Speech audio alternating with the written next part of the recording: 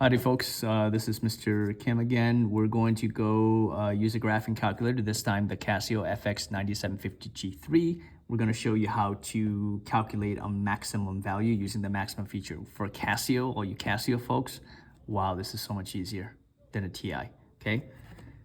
You turn your calculator on, you have this screen.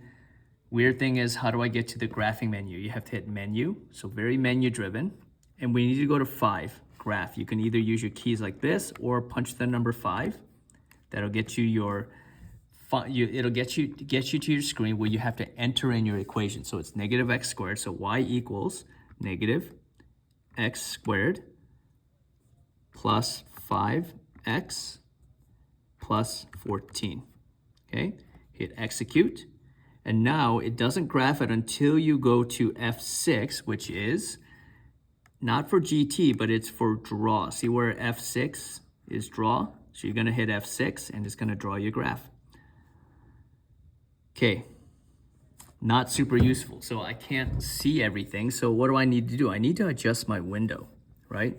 So here's a couple things you can do. F2 for zoom. Let's try to zoom out. Oops, let's try to zoom out. So hit F4, zoom out. Let's try that. Okay, I can see more of that. The other thing you can do is use your cursor. I'm gonna move up, up, up, up, up, till I see the maximum. Well, I can see the maximum, but I also wanna see the x-axis.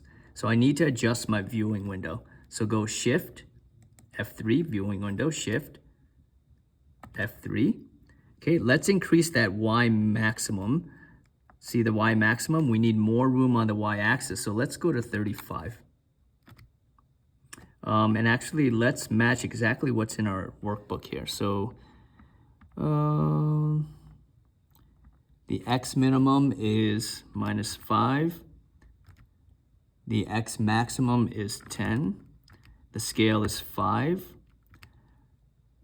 Viewing window. Okay, -10. -5, 10, 5. Y minimum is -5. Maximum is 30. And scale is 5. Okay, hit execute. You need to exit out of here, so exit. Okay, now we need to F6 draw. There it is. Okay, now that we got everything fitting in the window, the last part here is we need to, last couple things is, let us find the maximum. So this is how we do it. So when we have the graph, see this G solve? That means graph solve. So that means this is the menu to access all the functions or things that the calculator can do to solve for things. So we go to Shift, F5, which will get you to the G solve menu, F5. Okay, we're calculating a maximum. This is how easy it is on a Casio. Max is right there. I'm gonna hit F2. Thinking, done. 2.5, 20.25, okay? How do we turn that into a fraction? Let's exit, and then let's go menu, 1, which is the math function, okay? Let's hit X, 2.5. How do I do fraction?